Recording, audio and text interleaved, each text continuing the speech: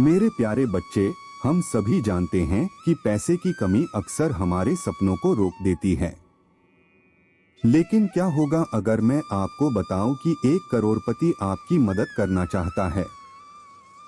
वो आपको अपने अनुभवों से सिखाएगा, आपको बताएगा कि कैसे उसने अपने जीवन में बदलाव लाया और किस तरह से आप भी ऐसा कर सकते हैं। आपका भाग्य एक दिन में बदल सकता है, लेकिन इसके लिए आपको सही मानसिकता और दिशा की जरूरत है। करोड़पति का कहना है, सपने देखो पर उन्हें पूरा करने के लिए मेहनत करो। वो आपको सिखाएगा कि कैसे सही निवेश करें, समय का प्रबंधन करें और अपने लक्ष्यों को हासिल करें। इस बातचीत में वह आपको बताएगा कि असफलताएं भी सीखने का एक हिस्सा हैं। हर सफल इंसान ने अपनी यात्रा में कठिनाइयों का सामना किया है। इसलिए जब वह आपसे बात करेगा तो आपके सामने एक नया दृष्टिकोण होगा। याद रखें, भाग्य कभी कभी अचानक बदलता है, लेकिन उसके लिए आपको तैयार रहना होगा। अपने लक्ष्य निर्धारित करें, योजना बनाएं और उस करोड़पति की सलाह को ध्यान से सुनें। आखिरकार, क्या आप तैयार हैं अपने जीवन में एक क्रांतिकारी बदलाव लाने के लिए? अगर हाँ, तो इस मौके को मत छोड़िए।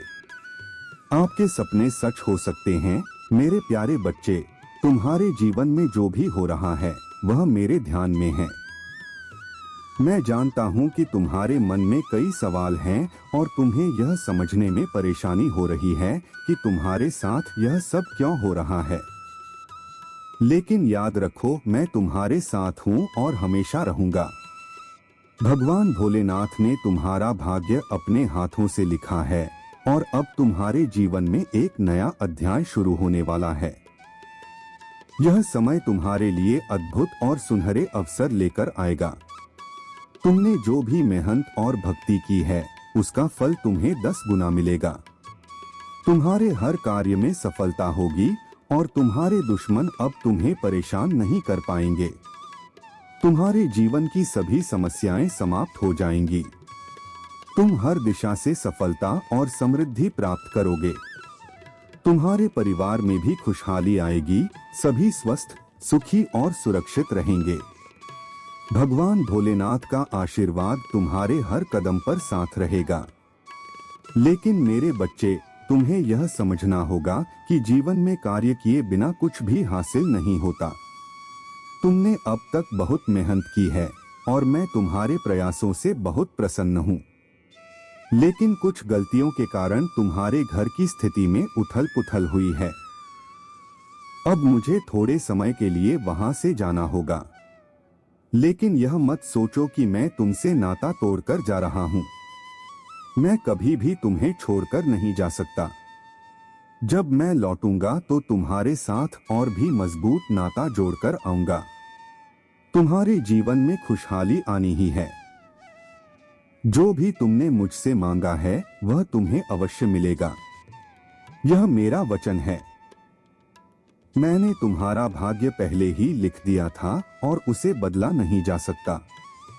तुम परेशानियों में हंसी खुशी से डटे रहते हो और उनका हल ढूंढने की कोशिश करते हो। यह तुम्हारी ताकत है। लेकिन याद रखो, हर समस्या का हल हमारे हाथ में नहीं होता। तुम्हारी जीवन की परिस्थितियां तुम्हारी सोच से परे हैं। अब तुम्हें चिंता करने की कोई आवश्यकता नहीं है। मैं तुम्हारे साथ हूँ, तुम्हारे जीवन की हर बाधा को दूर करने के लिए। तुम बस मुझ पर विश्वास बनाए रखो। तुम्हारा भाग्य चमकेगा और तुम्हारे जीवन में सुख, शांति और समृद्धि का प्रकाश फैल जाएगा। मेरे प्यारे बच्चे, तुम्हारे जीवन में जो कठिनाइयां और समस्याएं चल रही हैं, मैं उन्हें भली भांति जानता हूँ। तुम चाहते हो उन मुश्किलों से बचना, परंतु ऐसा लगता है कि वे बार बार तुम्हारे जीवन में लौट आती हैं। तुम्हारे जीवन का यह कठिन समय तुम्हें सिखाने और तुम्हारे भीतर की ताकत को जगाने के लिए है। तुम्हारी आर्थिक स्थिति जो भी थी, वह अब मेरी कृपा से सुधरने वाली है। तुम्हारे जीवन का वह सर्वश्रेष्ठ समय जो बाधाओं और समस्याओं के कारण नष्ट हो रहा था, अब संरक्षित रहेगा। यह समय तुम्हारे लिए एक नई शुरुआत का है। कई बार तुमने हार मान ली, यह सोचकर कि तुम्हारे जीवन में कभी कुछ अच्छा नहीं होगा। तुम्हें ऐसा महसूस हुआ कि खुशी और उजाला तुम्हारे जीवन से दूर है। लेकिन मेरे बच्चे, यह केवल एक भ्रम है। तुम्हारे जीवन में जो भी बुरे समय आए, वे तुम्हें मजबूत बनाने और तुम्हारे भीतर की शक्ति को पहचानने के लिए थे। कुछ लोग जिनके साथ अन्याय हुआ या जो मायूस हुए, उन्होंने अपनी ऊर्जा को क्रोध में बदल दिया, लेकिन तुमने उस ऊर्जा को सही दिशा में लगाया है। यही तुम्हारी असली शक्ति है। तुम्हारी मेहनत, भक्ति और संयम के कारण तुम्हारी जिंदगी में अब एक नया अध्याय शुरू होने वाला है, जो तुम्हारे लिए सुख और समृद्धि लेकर आएगा। लेकिन तुमने मेरे सच्चे भक्त की तरह अपने क्रोध को भक्ति भाव में परिवर्तित किया है। तुमने मेरी ओर रुख किया, ध्यान और साधना के माध्यम से अपने भीतर की शांति को जगाया। तुम्हारा यह ध्यान, मंत्र जाप और साधना ही तुम्हारी सबसे बड़ी शक्ति है। यह न केवल तुम्हारे भीतर की ऊर्जा को संतुलित करता है, बल्कि तुम्हें मेरी कृपा के करीब भी लाता है। तुम्हारा क्रोध और निराशा तुम्हें कमजोर नहीं कर सकते, क्योंकि तुमने उन्हें सकारात्मक दिशा में बदल दिया है। यही तुम्हारी विजय का मार्ग है। मैं तुम्हारे हर कदम पर तुम्हारे साथ हूँ। तुम्हारे जीवन में जो भी बाधाएं हैं, वे अब दूर हो जाएंगी। तुम बस अपने मन को शांत रखो, ध्यान और साधना करते रहो और मेरी कृपा पर विश्वास बनाए रखो। तुम्हारा भविष्य उज्ज्वल है। तुम्हारे जीवन में आने वाली हर कठिनाई तुम्हें और अधिक सशक्त बनाएगी। तुम्हारे आर्थिक और व्यक्तिगत जीवन में जो भी समस्याएं थीं, वे अब समाप्त होने वाली हैं। मेरे प्यारे बच्चे, तुम्हारे जीवन में जो भी कष्ट और परेशानियां हैं, मैं उन्हें देखता हूँ, सुनता हूँ और समझता हूँ। तुम्हारे आंसू और प्रार्थनाएं व्यर्थ नहीं जाती। मैं हमेशा तुम्हारे साथ हूँ, तुम्हारी रक्षा कर रहा हूँ और तुम्हारे जीवन में सही समय पर चमत्कार लाने के लिए तैयार हूँ। तुम्हें यह समझने की आवश्यकता है कि जो मार्ग तुम्हें नुकसान की ओर ले जा रहा है, उसे छोड़कर तुम सही दिशा में कदम बढ़ाओ।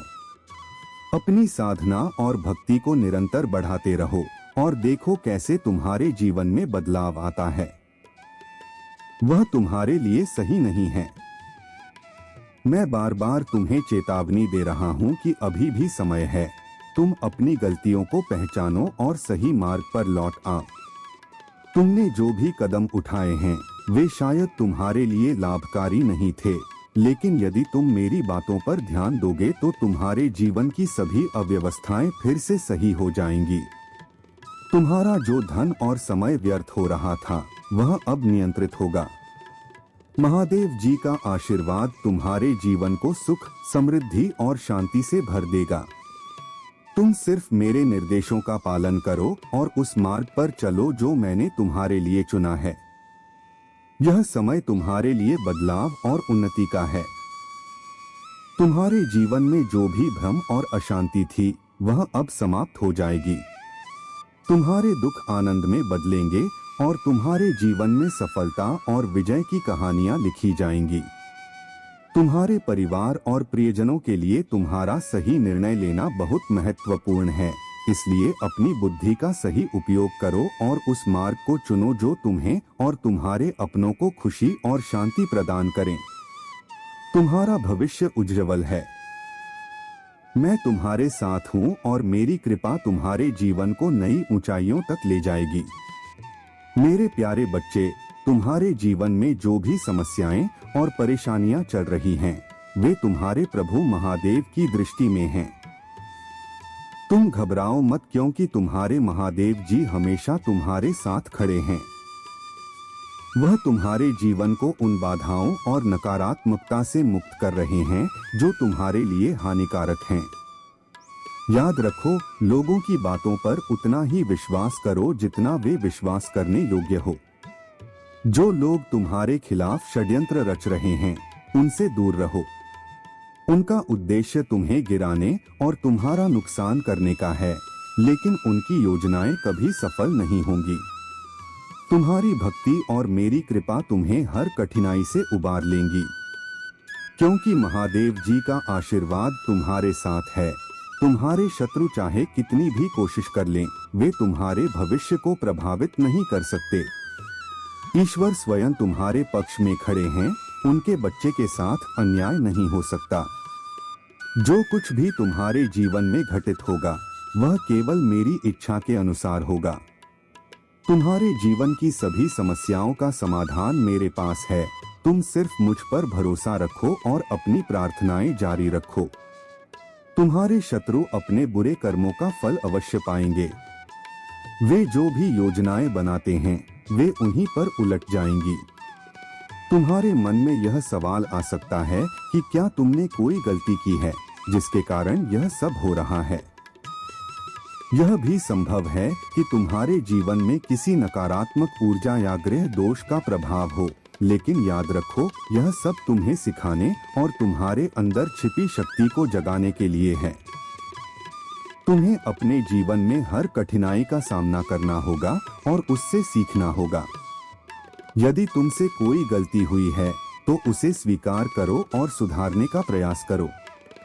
अच्छे कार्य करो और ऊंचे आदर्शों का पालन करो। यही तुम्हारे जीवन को सफल और सुखद बनाएगा। महादेव जी की कृपा से तुम्हारे जीवन की हर बाधा समाप्त होगी। तुम्हें सिर्फ अपने विश्वास और भक्ति को मजबूत बनाए रखना है। मेरे प्यारे बच्चे, तुम्हारे जीवन में जो भी कठिनाइयां और समस्याएं आ रही हैं, वे तुम्हें मजबूत और सशक्त बनाने के लिए हैं। इनसे तुम बहुत कुछ सीखने वाले हो और यही अनुभव तुम्हारी सफलता का आधार बनेंगे। यह सत्य है कि जीवन में धैर्य, साहस और संतुलन बनाए रखने से हम हर कठिनाई का समाधान पा सकते हैं। महादेव जी की कृपा से तुम उन समस्याओं से आसानी से बाहर आ जाओगे। याद रखो, यह समय तुम्हारे लिए एक नई शुरुआत का है। तुम्हारे जीवन में जो भी कष्ट हैं, वे महादेव जी की कृपा से समाप्त हो जाएंगे। कभी कभी जीवन में ऐसा लगता है कि छोटी छोटी समस्याएं भी पहाड़ जैसी लगने लगती हैं, लेकिन मेरे बच्चे, यह सब तुम्हारे साहस और धैर्य की परीक्षा है। महादेव जी का आशीर्वाद तुम्हारे साथ है। उनके द्वारा दिए गए संकेत और कृपा से तुम उन सभी बाधाओं को पार करोगे जो तुम्हें रोक रही हैं। जब तुम्हें ऐसा लगे कि तुम फंसे हुए हो, तब याद रखो कि महादेव जी तुम्हारे साथ हैं। वह तुम्हारे जीवन में चमत्कार लाने वाले हैं। अपने जीवन में आने वाले हर अवसर और हर चुनौती को स्वीकार करो। कभी कभी यह सब कुछ तुम्हें उलझन में डाल सकता है, लेकिन तुम अपनी क्रिएटिविटी और चतुराई से इन सब का समाधान पा सकते हो।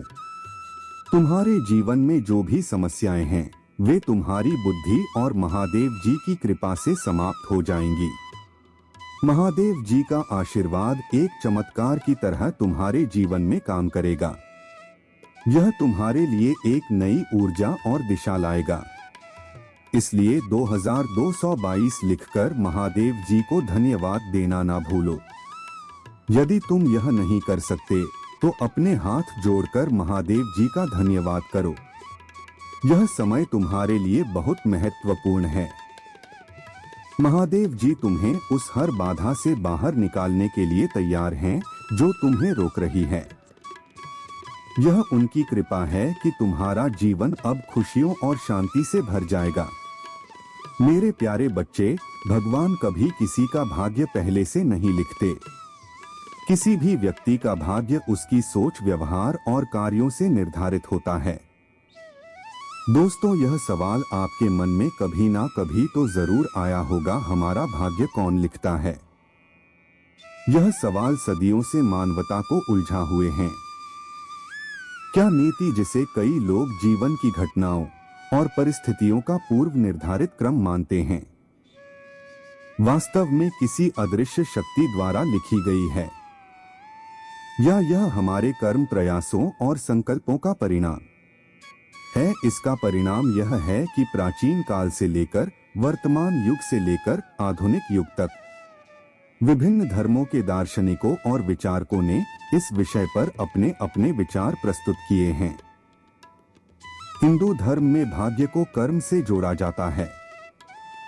ऐसा माना जाता है कि पिछले जन्मों में हमारे कर्मों का प्रभाव वर्तमान जीवन में हमारे भाग्य को निर्धारित करता है। लेकिन कई लोगों को यह भी एहसास होता है कि कई घटनाएं ऐसी होती हैं जिन पर हमारा कोई नियंत्रण नहीं होता। जन्म, पारिवारिक परिस्थितियां, क्या यह हमारा चुना हुआ है या यह किसी बड़ी शक्ति का खेल है? जीवन में कठिनाइयां आने पर भाग्य और कर्म का यह टकराव सदियों पुराना है। जब ऐसा आता है तो हम अक्सर भाग्य को दोष देते हैं। लेकिन क्या इसे चुनना बहुत आसान है? क्या सचमुच हमारा भाग्य केवल ईश्वर या किसी अन्य शक्ति द्वारा लिखा गया है, या क्या हम इसे अपने कार्यों और प्रयासों से बदल सकते हैं? आधुनिक मनोविज्ञान और विज्ञान इस बात पर जोर देते हैं कि मनुष्य का भाग्य उसके दृष्टिकोण और मानसिकता से तय होता है। आप वही बन जाते हैं जो आप सोचते हैं। यह कथन हमें बताता है कि हमारे विचारों की शक्ति असीमित है। यदि हम सकारात्मक सोचें और अपने लक्ष्य की ओर बढ़े तो हम अपनी वास्तविकता को बदल सकते हैं। नियति क्या है? शायद यह हमारे कर्म और परिस्थितियों का मिश्रण है। शायद यह भगवान है। क्या यह ईश्वर का आशीर्वाद है या यह सिर्फ हमारा दृष्टिकोण है? इस सवाल का जवाब हर व्यक्ति के लिए अलग हो सकता है। लेकिन एक बात तो तय है कि हमारे आज के प्रयास और सोच हमारे भविष्य को आकार देते हैं। तो आइए इस रहस्यमय यात्रा पर चलते हुए इसे समझने की कोशिश करें। हम किस हद तक अपने भाग्य के रचयिता है और किस हद तक यह पहले से ही लिखा हुआ है। नमस्कार दोस्तों, आप सभी का हमारे चैनल प्रेरणा पुंज में हार्दिक स्वागत है। हम आपसे इस वीडियो को अंत तक देखने का आग्रह करते हैं और यदि आपको हमारा प्रयास पसंद आया तो वीडियो को लाइक करें और नीचे टिप्पणी करें, श्री राधे कृष्ण लिखें और साथ ही हमारे चैनल को सब्सक्राइब करें और बेल आइकन दबाएं ताकि हमारे नए प्रेरणादायक वीडियो आप तक सबसे पहले पहुंचे। तो चलिए दोस्तों आगे बढ़ते हैं। बहुत समय पहले एक खूबसूरत राज्य था जिसका नाम रामपुर था। इस राज्य का राजा धर्मवीर था। राजा बहुत ही न्यायप्रिय और धार्मिक शासक था। उन्होंने अपने राज्य में सुख और समृद्धि लाने के लिए कड़ी मेहनत की और उनका एकमात्र उद्देश्य अपनी प्रजा के जीवन को शांतिपूर्ण और खुशहाल बनाना था। लेकिन जितना अधिक वह प्रयास करते थे उतना ही उन्हें जीवन में अनिश्चितता का सामना करना पड़ता था और राजा यह देखकर चिंतित हो जाते थे। भाग्य का खेल उन्होंने अपनी प्रजा के बीच कई बार देखा कि कुछ लोग कड़ी मेहनत और अच्छे कर्म करने के बाद भी दुखी और पीड़ा में रहते हैं, जबकि कुछ लोग बिना किसी विशेष प्रयास के सुखी जीवन जीते हैं। परिस्थितियों ने राजा के मन में गहरा संदेह पैदा कर दिया। क्या भाग्य का लेखा जोखा पहले से ही तय होता है या कोई व्यक्ति इसे अपने कर्मों से बना सकता है? राजा धर्मवीर का मन इस प्रश्न में उलझा हुआ था और वे इसका उत्तर जानने के लिए बेचैन थे।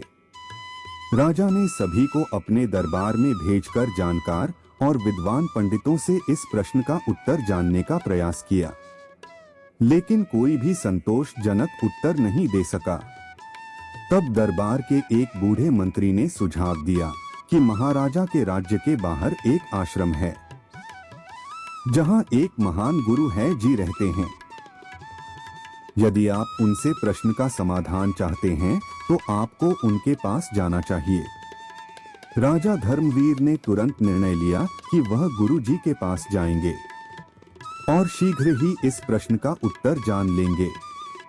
उस दिन वह अपने कुछ सेव से मिला और मंत्रियों के साथ गुरुजी के आश्रम के लिए रवाना हुआ। गुरुजी का आश्रम जंगल के बीच में स्थित था, जहां शांति और सौम्यता का वातावरण था। जैसे ही राजा आश्रम पहुंचा तो उसने देखा कि वहां बहुत से लोग गुरुजी के दर्शन के लिए आए हैं और सभी की आंखों में एक अजीब सी चमक और संतुष्टि थी। राजा ने गुरुजी को प्रणाम किया और अपना संदेह उनके सामने रखा। गुरुदेव, राजा ने नम्रता पूर्वक कहा, मेरे मन में एक गहरा प्रश्न है। मैं जानना चाहता हूं कि किस्मत का लेखा जोखा कौन लिखता है।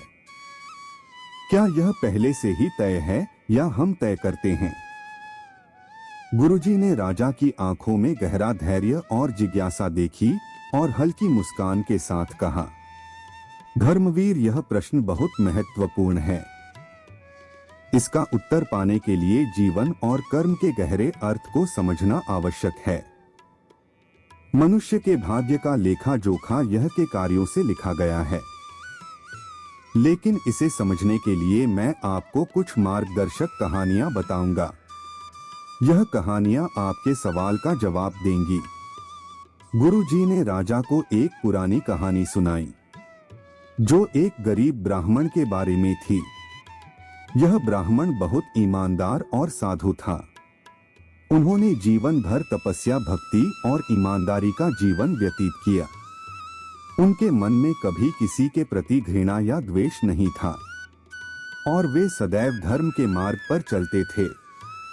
लेकिन उनकी स्थिति बहुत दयनीय थी। उनका परिवार अत्यंत गरीबी में जीवन यापन कर रहा था। ब्राह्मण ने सोचा कि मैंने जीवन भर अच्छे कर्म किए हैं, फिर भी मुझे इतना कष्ट झेलना पड़ रहा है। क्यों यह मेरी किस्मत है जिसे मैं बदल नहीं सकता? एक दिन एक ब्राह्मण अपने गांव के मंदिर में गया और भगवान से प्रार्थना की। उसने कहा, हे भगवान, मैंने हमेशा आपका नाम लिया है, हमेशा अच्छे कर्म किए हैं, फिर भी मेरी हालत इतनी खराब क्यों है? क्या यही मेरी किस्मत है? क्या मेरी किस्मत कभी नहीं बदलेगी? तभी मंदिर में एक साधु आए। वह ब्राह्मण की प्रार्थना सुनता। आर्षि ने ब्राह्मण से पूछा, हे ब्राह्मण, तुम इतने दुखी क्यों हो? ब्राह्मण ने राशि से अपना दुख व्यक्त किया। आर्षि उसे एक रहस्यमय स्थान पर ले गए। वहां जाकर विशेष ध्यान करने का सुझाव दिया। आर्षि ने कहा कि तुम्हें अपने जीवन का असली कारण समझ आ जाएगा और यह भी कि तुम्हारी किस्मत ऐसी क्यों है। ब्राह्मण ने आर्षि की बात सुनी और वह उस स्थान पर गया और उसे एक दिव्य स्थान मिला, जहां ध्यान करते समय उसे एक दृश्य दिखाई दिया। उसने देखा कि उसने पिछले जन्म में कुछ कर्म किए थे, जिनका फल उसे अब भुगतना पड़ रहा है। ब्राह्मण ने यह भी देखा कि वह अपने वर्तमान जन्म के अच्छे कर्मों के कारण अगले जन्म में सुखी और समृद्ध होगा। वह यह भी समझ गया कि नीति स्थायी नहीं है, यह कोई चीज नहीं बल्कि एक सतत क्रिया है। गुरुजी ने कहा, धर्मवीर, यह पहली कहानी हमें बताती है कि हर व्यक्ति के कर्म ही उसके भाग्य का निर्माण करते हैं। ब्राह्मण के पिछले कर्मों के परिणाम स्वरूप उसे गरीबी का सामना करना पड़ा, लेकिन उसके वर्तमान कर्म उसके भविष्य को उज्जवल बनाते हैं। गुरुजी ने राजा को एक और कहानी सुनाई, जो एक सांप और एक बांस के बारे में थी। यह कहानी गहरे प्रतीकात्मक अर्थ से भरी थी और इसका उद्देश्य राजा को भाग्य और कर्म के बीच के संबंध को और अधिक स्पष्ट रूप से समझाना था। गुरुजी ने कहा कि एक समय की बात है। एक जंगल था जहां एक विशाल चील आकाश में उड़ रही थी। वह आसमान की बुलंदियों पर थी और उन्होंने अपने पंखों की ताकत से बहुत कुछ हासिल कर लिया था। वह पूरे जंगल की रानी मानी जाती थी, क्योंकि उसकी गति और ताकत बेजोड़ थी। उसी जंगल में एक छोटा सा सांप भी रहता था, जो जमीन के करीब रहता था। और अपनी स्थिति से संतुष्ट था। बाज को हमेशा लगता था कि वह सबसे शक्तिशाली है और उसकी किस्मत में हमेशा जीत और सफलता लिखी होती थी। यह छोटे छोटे जीवों को अपनी प्रजा मानता था और कभी कभी बिना किसी कारण के उन्हें हानि पहुंचाता था। वह शांत स्वभाव का था, वह अपनी सीमाएं जानता था और कभी किसी को परेशान नहीं करता था, लेकिन वह कभी हार मानने वालों में से नहीं था। एक दिन जंगल में तूफान आया, आकाश में बादल गरजने लगे और हवाएं बहुत तेज हो गई। चील ने तूफान से बचने की कोशिश की, अधिक ऊंचाई पर जाने की कोशिश की, लेकिन तूफान इतना भयंकर था कि उसने चील को नियंत्रित कर लिया। बाज को अपनी जान बचाने के लिए संघर्ष करना पड़ा और अंततः वह थकान से गिरने लगा। दूसरी ओर सांप जमीन पर छिपा हुआ था और तूफान से बचा हुआ था। बचने के लिए अपनी गति और धैर्य का प्रयोग करें। उसने अपनी सीमाओं को पहचाना और पृथ्वी के करीब रहकर अपने जीवन को सुरक्षित रखा। यह कहानी बताती है कि भाग्य की चालें गहरी और अज्ञात है। कभी कभी जो हमें शक्तिशाली और अजय लगता है वह एक पल में बदल सकता है, और जो शांत और स्थिर है वह अपनी समझ और धैर्य से हर संकट का सामना कर सकता है। गुरुजी ने अपनी कहानियों के माध्यम से राजा धर्मवीर को यह सिखाने का प्रयास किया कि भाग्य का लेखा जोखा कोई और नहीं लिखता, बल्कि यह हमारे कर्मों का परिणाम होता है। उन्होंने समझाया कि हम अपने कर्मों के द्वारा ही अपना भविष्य बनाते हैं और भाग्य को बदलने का एकमात्र उपाय अच्छे कर्म ही हैं। भाग्य और कर्म एक दूसरे से गहराई से जुड़े हुए हैं। गुरुजी की शिक्षा सुनकर राजा धर्मवीर ने उनके चरणों में सिर झुकाते हुए कहा, गुरुदेव, आपने मेरी आंखें खोल दी। अब मुझे समझ आ गया है कि जीवन में कर्म ही सबसे महत्वपूर्ण है और यही हमारे भाग्य का निर्धारण करता है। गुरुजी ने राजा को आशीर्वाद देते हुए कहा, अब तुम अपने राज्य में कर्म की महत्ता का प्रचार करो। लोगों को यह सिखाओ कि उनका भाग्य उनके कर्मों पर निर्भर करता है और अच्छे कर्मों के माध्यम से वे अपने जीवन को बदल सकते हैं। राजा धर्मवीर ने गुरुजी के निर्देशों का पालन किया। उन्होंने न केवल स्वयं अच्छे कार्यों में भाग लिया, बल्कि अपने राज्य में कर्म और धर्म का संदेश भी फैलाया। उन्होंने अपनी प्रजा को प्रेरित किया कि वे सच्चे कर्मों और धर्म के मार्ग पर चलें, ताकि वे अपने जीवन और भविष्य को बेहतर बना सकें। यह कहानी हमें सिखाती है कि कर्म ही हमारे जीवन का आधार है। हमारे अच्छे कर्म न केवल हमारे भाग्य को सुधार सकते हैं, बल्कि समाज के लिए भी एक प्रेरणा बन सकते हैं। प्रेरित और प्रभावित राजा धर्मवीर गुरुजी की शिक्षाओं से एक नई दृष्टि और संतुष्टि के साथ अपने महल लौटे। उनके मन में अब यह गहरी समझ बैठ चुकी थी कि नीति कोई स्थिर या अपरिवर्तनीय शक्ति नहीं है, बल्कि यह व्यक्ति के कर्मों से आकार लेती है। महल पहुंचते ही राजा ने तुरंत अपने मंत्रियों और दरबारियों को एक विशेष बैठक के लिए बुलाया। बैठक में उन्होंने गुरुजी की शिक्षाओं को साझा किया और आदेश दिया कि यह संदेश प्रजा के बीच फैलाया जाए, कर्म ही भाग्य का निर्माण करते हैं। हर व्यक्ति को अपने कर्मों के महत्व को समझना चाहिए और अच्छे कार्यों में संलग्न होना चाहिए। राजा धर्मवीर ने अपने राज्य के लिए नई योजनाएं बनाई। इन योजनाओं में यह सुनिश्चित किया गया कि हर नागरिक को अच्छे कर्म करने का अवसर मिले। उन्होंने न्याय और धर्म के मार्ग पर चलते हुए अपनी प्रजा के लिए एक आदर्श उदाहरण प्रस्तुत किया। अब उनके फैसलों में गहरी अंतर्दृष्टि और स्थिरता साफ झलकती थी। गीता में यह भी कहा गया है कि व्यक्ति को अपने मन को नियंत्रित करना चाहिए, क्योंकि जब मन स्थिर होता है तब व्यक्ति अपने कार्यों को सही तरीके से करता है और जीवन में सफलता प्राप्त करता है। यह सबक हमें यह सिखाता है कि जीवन में कभी हार नहीं माननी चाहिए। अगर हम अपने कर्मों में सही दृष्टिकोण और निष्ठा के साथ लगे रहते हैं, तो किसी भी स्थिति में हम सफल हो सकते हैं। हमें अपने भीतर आत्मविश्वास और साहस बनाए रखना चाहिए, क्योंकि यही हमारी सफलता का आधार है। श्री कृष्ण का यह संदेश है कि यदि हम अपने कर्मों पर ध्यान केंद्रित करें और अपने मन को शांत रखें, तो हमें अपने लक्ष्य तक पहुंचने से कोई नहीं रोक सकता। अंततः वही बन जाता है जो लोग अपने कर्मों को नहीं करते और पहले से ही अपने कार्य के परिणामों के बारे में सोचना शुरू कर देते हैं। गीता उन लोगों के लिए एक बड़ी सीख है जो अपने कर्मों से विमुख होते हैं और फल की चिंता करते हैं। भगवान श्री कृष्ण ने गीता में यह भी बताया है कि मनुष्य को अपने कर्म करते रहना चाहिए और यह नहीं सोचना चाहिए कि इस कर्म का परिणाम क्या होगा, क्योंकि हर व्यक्ति को अपने कर्मों का फल भोगना ही पड़ता है। इसलिए मनुष्य को इस पर ध्यान नहीं देना चाहिए कि उसका कर्म फलित होगा या नहीं, बल्कि उसे अपने कार्य को सच्चे मन से करना चाहिए। मनुष्य अपने जीवन में सुख और दुख दोनों स्थितियों का अनुभव करता है। सुख की स्थिति में वह अधिक खुश हो जाता है, जबकि दुख में वह जीवन से निराश हो सकता है। इसलिए सुख और दुख दोनों ही स्थितियों में अपने मन को नियंत्रित करके स्थिर रखना ही योग कहलाता है।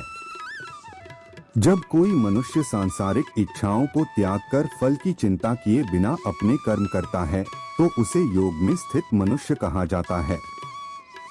जब मनुष्य अपने मन पर नियंत्रण पा लेता है, तो उसका मन उसका सच्चा मित्र बन जाता है। लेकिन जो मनुष्य अपने मन को वश में नहीं कर पाता, उसका मन ही उसका सबसे बड़ा शत्रु बन जाता है। यही वह व्यक्ति है जो अपने मन पर विजय प्राप्त करता है और अपने कर्मों को निर्विघ्न रूप से करता है। वह जीवन में शांति और संतुलन पा लेता है। भगवद गीता में दी गई शिक्षाएं यह स्पष्ट रूप से कहती हैं कि अगर कोई व्यक्ति इन शिक्षाओं का पालन करता है, तो वह अपने जीवन में हर परिस्थिति को समान रूप से देख सकता है। सुख दुख, सर्दी गर्मी, मान अपमान, इन सभी स्थितियों में वह आत्मसंतुष्ट और शांत रहता है। भगवान श्री कृष्ण का संदेश यही है कि एक व्यक्ति को अपने कार्यों को बिना किसी परिणाम की चिंता किए निष्ठा और समर्पण से करना चाहिए। जब कोई व्यक्ति गीता में दिए गए मार्गदर्शन के अनुसार अपने जीवन को ढालता है, तो वह निश्चित ही सफलता प्राप्त करता है। गीता में भगवान श्री कृष्ण ने यह भी बताया है कि एक व्यक्ति को तनाव और चिंता से मुक्त रहकर कार्य करना चाहिए। तनाव सफलता में रुकावट डालता है और मानसिक शांति की कमी पैदा करता है। इसके बजाय व्यक्ति को अपने काम पर पूरा ध्यान केंद्रित करना चाहिए और जो कार्य सबसे महत्वपूर्ण है, उसे पहले पूरा करना चाहिए। दूसरे कार्यों की चिंता बाद में करनी चाहिए, क्योंकि अगर हम दूसरों के काम में उलझकर अपने खुद के कार्य को नजरअंदाज करते हैं, तो हम कभी अपना लक्ष्य प्राप्त नहीं कर पाते।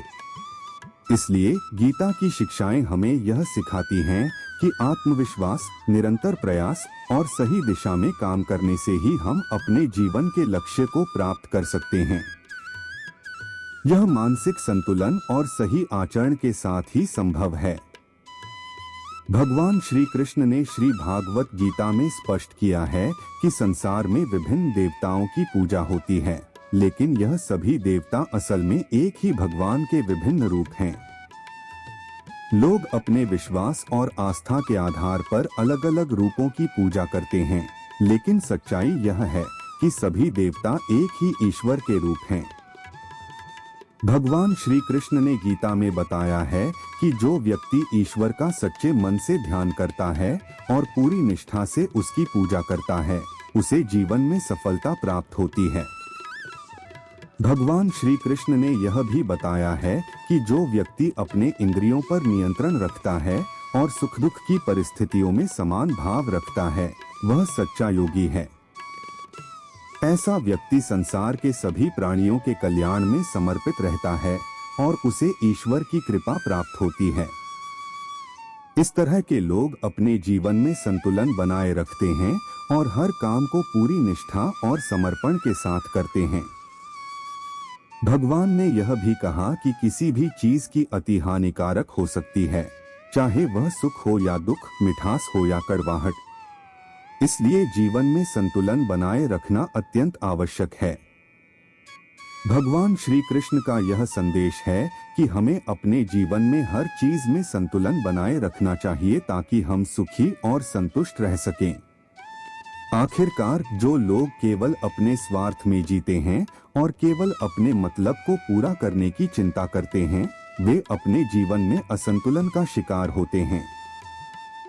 भगवान श्री कृष्ण ने हमें यह समझाया कि अगर हम सच्चे मन से अपने कार्यों में ईश्वर का ध्यान और संतुलन बनाए रखें, तो हमें जीवन में सच्ची सफलता और आंतरिक शांति मिलेगी। आपने बहुत ही महत्वपूर्ण बातें साझा की हैं।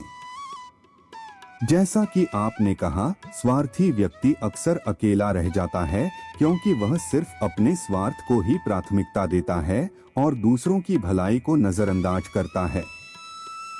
गीता में भगवान श्री कृष्ण ने स्वार्थ और अहंकार को नकारात्मक प्रवृत्तियों के रूप में दर्शाया है, जो व्यक्ति के आत्मबोध और सच्चे सुख से दूर कर देती हैं। स्वार्थी व्यक्ति अपने आत्म प्रतिबिंब को देख नहीं पाता क्योंकि उसकी सोच पर धूल जमा रहती है, जो उसे सच्चे मार्ग से भटका देती है। जिन लोगों का ध्यान अपने ही भले बुरे पर होता है, वे दूसरों के साथ सही रिश्ते नहीं बना पाते और यह उनके जीवन में अकेलापन और निराशा लाता है। इसलिए जैसे आपने कहा, जीवन में संतुलन और दूसरों की भलाई की सोच रखना बेहद जरूरी है। जब हम सिर्फ अपने स्वार्थ के बारे में न सोचकर दूसरों की मदद और भलाई के बारे में सोचते हैं, तो हमारी आत्मा को शांति और संतोष मिलता है और हम जीवन में सच्चे सुख और सफलता की ओर बढ़ते हैं। भगवान श्री कृष्ण ने गीता में कहा है कि जब व्यक्ति सत्य और ईश्वर के मार्ग को स्वीकार करता है, तो वह अपने जीवन को पूरी तरह से बदलता हुआ महसूस करता है। ईश्वर ही इस दुनिया के संचालक हैं और हम सभी उनके आदेशों का पालन करने वाले एक माध्यम हैं। इसलिए हमें अपने भविष्य की चिंता नहीं करनी चाहिए, क्योंकि भगवान हर परिस्थिति में हमारे साथ होते हैं और हमें सही मार्ग पर चलने की दिशा दिखाते हैं। उनके आशीर्वाद से ही हम जीवन की कठिनाइयों का सामना कर पाते हैं और सुख शांति प्राप्त करते हैं। आपका यह दृष्टिकोण जीवन को सही दिशा में बदलने के लिए प्रेरित करता है। आपने जो लिखा है वह भगवान श्री कृष्ण के गीता के संदेशों के सही अर्थ को समझने का एक उत्कृष्ट उदाहरण है। गीता में भगवान श्री कृष्ण ने व्यक्ति के संदेह और विश्वास के बारे में बहुत महत्वपूर्ण बातें कही हैं। जैसे आपने कहा, अत्यधिक संदेह व्यक्ति को दुख की ओर ले जाता है, क्योंकि जो व्यक्ति सत्य पर संदेह करता है वह कभी भी शांति और संतुलन नहीं पा सकता। भगवान श्री कृष्ण ने यह स्पष्ट किया कि संदेह करने वाले लोग अंततः पछताते हैं, क्योंकि वे जीवन के सच्चे उद्देश्य को नहीं समझ पाते। महादेव जी का यह भी संदेश है कि सुख केवल बाहरी वस्तुओं, रिश्तों या भौतिक सुखों में नहीं होता। असली सुख हमारे अंदर होता है और यह तभी संभव है जब हम अपने मन को शुद्ध करें और ईश्वर में विश्वास रखें। गीता में श्री कृष्ण ने कहा है कि भगवान की पूजा केवल शरीर से नहीं बल्कि पूरे मन और भावना से करनी चाहिए। यह प्रेम और श्रद्धा की एक गहरी अवस्था है जो हमें भगवान के साथ जुड़ने में मदद करती है। आपने सही कहा, वासना और अधीरता जीवन में परेशानियां लाती हैं। ये विकार इंसान के मन को अशांत करते हैं और उसे उसके असली उद्देश्य से दूर कर देते हैं। श्री कृष्ण ने संयम, धैर्य, सदाचार और सेवा जैसे गुणों की महत्ता पर जोर दिया है। यह गुण किसी भी व्यक्ति को सत्संग और सही मार्गदर्शन के बिना हासिल नहीं हो सकते, क्योंकि जीवन का सही मार्ग केवल ज्ञान और आत्मबोध से मिलता है। श्री कृष्ण के उपदेश में यह भी बताया गया है कि व्यक्ति को अपनी इच्छाओं और वासनाओं पर नियंत्रण रखना चाहिए, क्योंकि ये ही पुनर्जन्म और कष्टों का कारण बनती हैं। उन्होंने यह भी कहा है कि हमें बाहरी रूप रंग या भौतिक चीजों के बारे में नहीं सोचना चाहिए, बल्कि हमारी आंतरिक स्थिति, सद्गुण और आत्मनिर्भरता पर ध्यान केंद्रित करना चाहिए। आपके विचारों से यह स्पष्ट है कि जीवन में संतुलन बनाए रखने, विश्वास रखने और ईश्वर के मार्ग का अनुसरण करने से ही हम सच्चे सुख और शांति प्राप्त कर सकते हैं। आपने बहुत ही गहरे और महत्वपूर्ण विचार साझा किए हैं, जो भगवत गीता और श्री कृष्ण के उपदेशों से संबंधित हैं। गीता में भगवान श्री कृष्ण ने जीवन के विभिन्न पहलुओं पर मार्गदर्शन दिया है, जिसमें अच्छे और बुरे कर्म, त्याग और भोग और सही संगति का महत्व शामिल है। एक हृदय परिवर्तन। आपने ठीक ही कहा कि जो व्यक्ति युवावस्था में पाप करता है, उसे बुढ़ापे में दंड भुगतना पड़ता है। गीता में भगवान श्री कृष्ण ने यह सिखाया है कि कर्मों का फल निश्चित होता है और जीवन में हर कार्य का प्रभाव भविष्य पर पड़ता है। इसलिए पाप और अधर्म से बचना चाहिए ताकि जीवन में शांति और संतोष बना रहे। 2. संपत्ति का सदुपयोग। श्री कृष्ण ने यह भी बताया कि जो व्यक्ति संपत्ति में समृद्ध है, उसे गायों का पालन करना चाहिए, जो जीवन के लिए बहुत ही महत्वपूर्ण और पवित्र मानी जाती हैं। यह इस बात को दर्शाता है कि संपत्ति का सही उपयोग केवल भौतिक सुख के लिए नहीं, बल्कि दूसरों की सेवा और समाज के भले के लिए किया जाना चाहिए।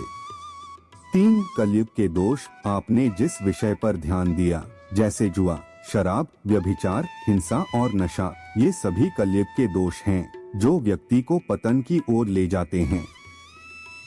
श्री कृष्ण ने गीता में यह भी कहा है कि मनुष्य को इन बुराइयों से बचने की आवश्यकता है और केवल सही मार्ग का पालन करना चाहिए, क्योंकि यही आत्मा के शुद्धि की दिशा है। 4. संगति का प्रभाव। जैसे आपने कहा, भगवान श्री कृष्ण ने यह भी बताया कि अच्छी संगति भगवान की कृपा से प्राप्त होती है, जबकि बुरी संगति से व्यक्ति का पतन होता है। सही संगति से व्यक्ति के मन और जीवन में सकारात्मक परिवर्तन आते हैं। यही कारण है कि हमें हमेशा अच्छे और ज्ञानी व्यक्तियों के साथ समय बिताना चाहिए। 5. त्याग और भोग। श्री कृष्ण का यह उपदेश कि भोग में क्षणिक सुख होता है, जबकि त्याग में स्थायी सुख मिलता है, जीवन के वास्तविक उद्देश्य को समझने की ओर इशारा करता है। भोग केवल अस्थायी संतोष देता है, लेकिन त्याग और आत्मनियंत्रण से स्थायी शांति और सुख मिलता है।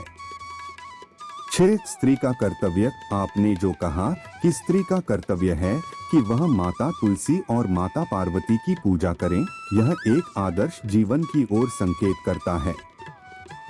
पूजा और साधना से व्यक्ति का आत्मा शुद्ध होता है और जीवन में सकारात्मक ऊर्जा का संचार होता है। 7. निर्दोष समझना। श्री कृष्ण ने यह भी कहा कि किसी भी व्यक्ति को खुद को निर्दोष नहीं समझना चाहिए, क्योंकि हम सभी को अपने कर्मों का हिसाब देना होता है। जो लोग पवित्र और नैतिक जीवन जीते हैं, वे भगवान की कृपा और आशीर्वाद से उत्तम जीवन प्राप्त करते हैं। 8. पुत्र की इच्छा। यदि पति पत्नी पवित्र जीवन जीते हैं, तो भगवान उनके घर में संतान के रूप में आना चाहते हैं। यह इस बात को दर्शाता है कि ईश्वर अपने भक्तों के पवित्र और धर्मपूर्ण जीवन को आशीर्वाद देते हैं। आखिरकार श्री कृष्ण का यह उपदेश है कि जीवन में सही मार्ग का अनुसरण करना, अपने कर्मों का फल स्वीकारना और हर परिस्थिति में ईश्वर के मार्ग पर चलना ही सच्ची सफलता और शांति की कुंजी है। भगवान श्री कृष्ण अर्जुन से कहते हैं कि तुम व्यर्थ चिंता क्यों करते हो? तुम डरते हो कि कौन तुम्हें मार डालेगा? क्या तुम नहीं समझते कि आत्मा न तो जन्मती है और न ही मरती है? जो हुआ वह अच्छा है, जो हो रहा है वह भी अच्छा है, और जो होगा वह भी अच्छा होगा। जो बीत चुका है उस पर पछतावा मत करो और भविष्य की चिंता मत करो। इस युद्ध में तुम्हारा क्या नुकसान है जिसके बारे में तुम रो रहे हो? तुम क्या लाए थे जो खो गया? तुमने ऐसा क्या किया कि तुम हार गए? तुम खाली हाथ आए थे और खाली हाथ ही जाओगे। जो कुछ भी तुम्हें मिला वह भगवान से मिला है और जो कुछ भी भगवान ने दिया वह उसे लौटा दो। यह संसार स्थायी नहीं है, सब कुछ परिवर्तनशील है। श्री कृष्ण कहते हैं कि परिवर्तन ही इस संसार का नियम है। जिसे तुम मृत्यु समझते हो वह वास्तव में एक नया जीवन है।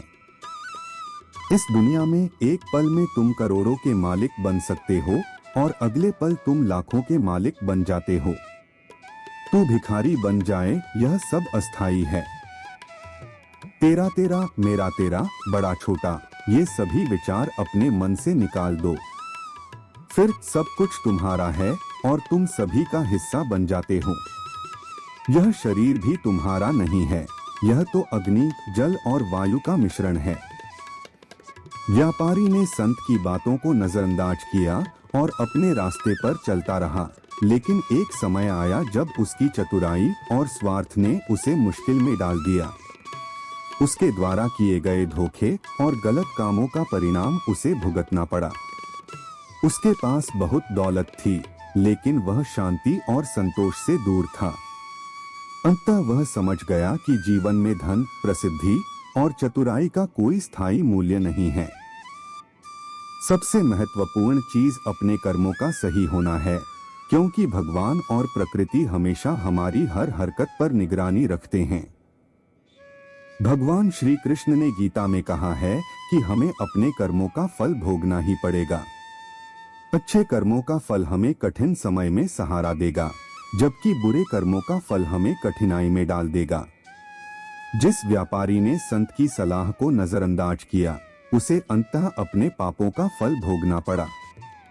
हमेशा यह याद रखें कि जीवन में सभी चीजें अस्थायी हैं और जो हम भगवान के सहारे चलते हैं वही सच्चे रूप से मुक्ति पा सकते हैं। हमारा जीवन और कर्म भगवान के अनुग्रह पर निर्भर करते हैं और हमें अपने कर्मों के परिणाम का सामना करना होता है, चाहे वह अच्छे हो या बुरे। कुछ समय बाद व्यापारी के जीवन में बड़ा संकट आया। उसका बेटा गंभीर रूप से बीमार पड़ गया और व्यापारी ने अपनी सारी संपत्ति उसके इलाज में लगा दी, लेकिन बेटे की हालत में कोई सुधार नहीं हुआ। धीरे धीरे उसकी सारी संपत्ति खत्म हो गई। एक दिन व्यापारी अपने बेटे के साथ बैठा हुआ था और क्रोध और दुख में उसने कहा, बेटा, मैंने तुम्हारे लिए सब कुछ त्याग दिया, फिर भी तुम ठीक क्यों नहीं हो रहे हो? मैंने कौन सा पाप किया है कि भगवान मुझे ऐसा दंड दे रहे हैं? तभी व्यापारी को एहसास हुआ कि बेटे की आवाज किसी और की थी। वह किसी पुराने साथी की आवाज लग रही थी और उसने कहा, मैं तुम्हारा पुराना साथी हूँ जिसे तुमने व्यापार में धोखा दिया था। मैं तुम्हारा बेटा बनकर अपने हक का हिसाब लेने आया हूँ। जो गलत कर्म तुमने किए हैं उनका फल तुम भुगत रहे हो। अब तुम्हारा खाता मुझसे है। व्यापारी यह सुनकर दंग रह गया।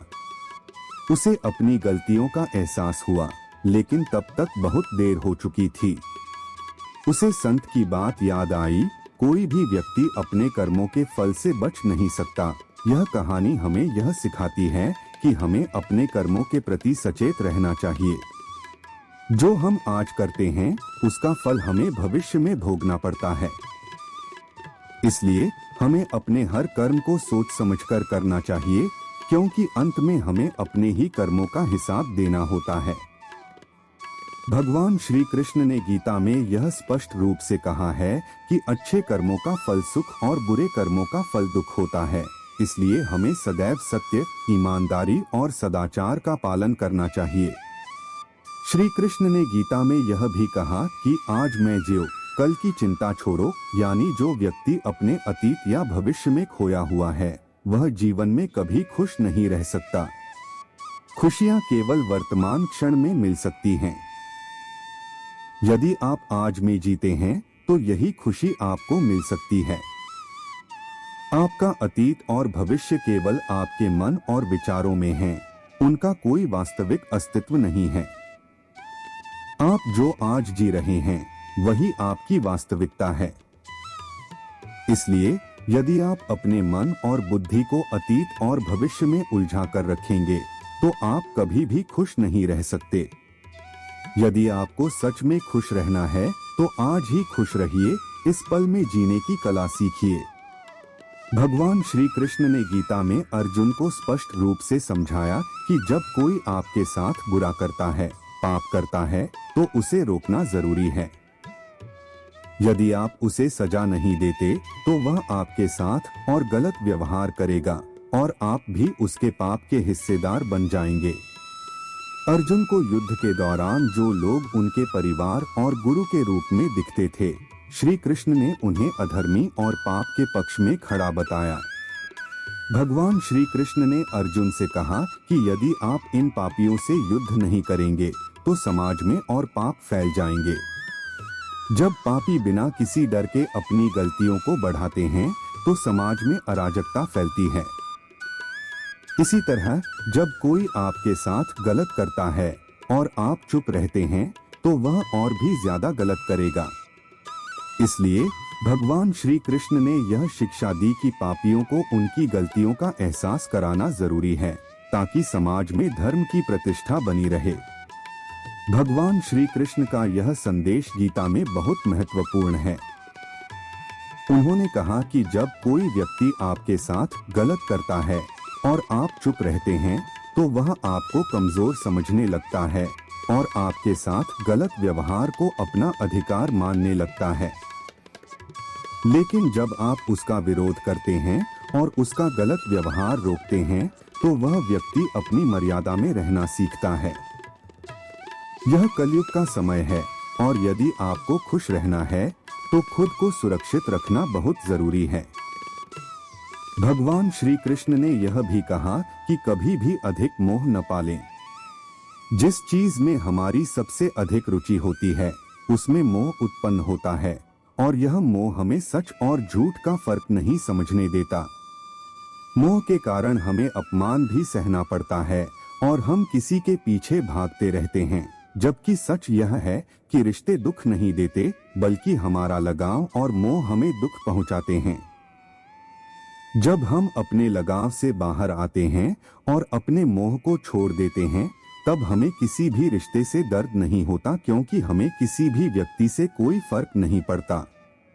मेरे प्यारे बच्चे, हमें जीवन में उस मोह से बाहर आकर अपने कर्तव्यों का पालन करना चाहिए और हर स्थिति में संयमित रहना चाहिए। भगवान श्री कृष्ण ने गीता में अर्जुन को यह समझाया कि हमें वही करना चाहिए जो हमारे लिए उचित हो और स्वधर्म का पालन करना चाहिए। श्री कृष्ण ने अर्जुन से कहा कि जो तुम्हारा कर्तव्य है वही तुम्हारे लिए उचित है, यानी जो काम तुम्हारे धर्म, स्थिति और कर्तव्य के अनुसार है वही करो। जो काम पूरी दुनिया कर रही है वह न करो।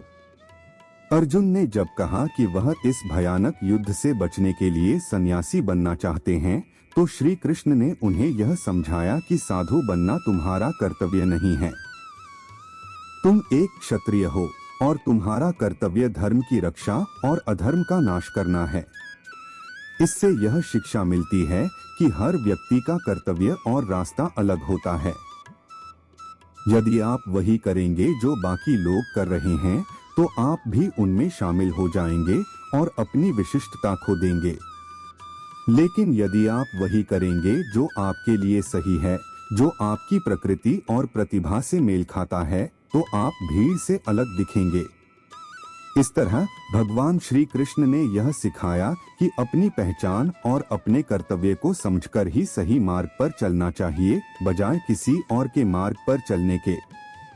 भगवान श्री कृष्ण का यह संदेश गीता में गहरे अर्थों से भरा हुआ है। उन्होंने अर्जुन से कहा कि जीवन में धोखा अक्सर हमें अपने लोगों से ही मिलता है, क्योंकि वे हमारी कमजोरी को जानते हैं और जानते हैं कि हमें कहाँ चोट लग सकती है। एक बाहरी व्यक्ति हमें धोखा नहीं दे सकता क्योंकि उसे हमारी गहरी कमजोरियों का ज्ञान नहीं होता, लेकिन जो हमारे करीब होते हैं वे हमारी स्थिति और कमियों को अच्छी तरह से समझते हैं। भगवान श्री कृष्ण ने यह उदाहरण महाभारत से दिया, जहां युद्ध दो राजाओं के बीच नहीं बल्कि एक ही परिवार के अंदर हुआ था। पांडव और कौरव दोनों ही एक ही वंश के लोग थे। दुर्योधन, जो कि पांडवों का भाई था, ने बार बार भीम और पांडवों को मारने की कोशिश की, क्योंकि उसने उनके भीतर की कमजोरियों और खामियों को समझ लिया था। यह दिखाता है कि असल धोखा और संघर्ष अक्सर हमारे अपने लोगों से ही आता है, क्योंकि वे हमें अच्छे से जानते हैं और हमारी नफरत या लालच का फायदा उठा सकते हैं। इसलिए श्री कृष्ण ने अर्जुन को यह संदेश दिया कि हमें अपने करीब के लोगों से भी सावधान रहना चाहिए, क्योंकि यह कलयुग है और अक्सर धोखा हमारे अपने ही लोग देते हैं। हमें अपने रिश्तों में सतर्कता बरतने और अपने स्वधर्म का पालन करने की आवश्यकता है, ताकि हम धोखे से बच सकें और सही मार्ग पर चल सकें। भगवान श्री कृष्ण का यह उपदेश जीवन के गहरे सत्य को दर्शाता है। उन्होंने अर्जुन से कहा कि जीवन स्वयं एक युद्ध क्षेत्र है, जहां हर व्यक्ति को अपने कर्मों से जूझना पड़ता है। सुख और दुख दोनों ही जीवन का हिस्सा हैं और हमें इन दोनों का साहसपूर्वक सामना करना होगा। श्री कृष्ण ने अर्जुन से कहा कि सदैव उनका स्मरण करते हुए युद्ध करो। इसका मतलब यह था कि हमें हर कठिनाई, संघर्ष और चुनौती का सामना करते हुए अपने जीवन के उद्देश्य को याद रखना चाहिए और सही मार्ग पर चलना चाहिए। भगवान श्री कृष्ण ने यह नहीं कहा कि तुम मुझे याद करके बैठ जाओ और मैं तुम्हारे लिए युद्ध करूंगा। उन्होंने अर्जुन को यह सिखाया कि जीवन में कर्मों का पालन करना जरूरी है, लेकिन साथ ही हमें हमेशा ईश्वर के साथ अपने संबंध को मजबूत रखना चाहिए। जब आप ईश्वर का स्मरण करते हैं तो आपके भीतर एक आंतरिक शक्ति पैदा होती है, जो आपको जीवन के संघर्षों से उबरने में मदद करती है। यह संदेश भी छिपा है कि जो व्यक्ति अपनी रक्षा स्वयं नहीं कर सकता, उसकी रक्षा भगवान भी नहीं कर सकते। यानी हमें अपने कर्तव्यों और जिम्मेदारियों को निभाने के लिए अपनी पूरी ताकत से प्रयास करना चाहिए। भगवान श्री कृष्ण ने यह भी स्पष्ट किया कि जीवन में हर व्यक्ति को अपने युद्ध, अपने संघर्ष का सामना खुद करना होता है। भगवान हमें केवल मार्गदर्शन और आंतरिक शक्ति प्रदान करते हैं। इसलिए भगवान श्री कृष्ण के शब्दों में बहुत गहराई है। जीवन के हर संघर्ष में हमें खुद को नहीं छोड़ना चाहिए, बल्कि अपने कर्तव्यों को निभाते हुए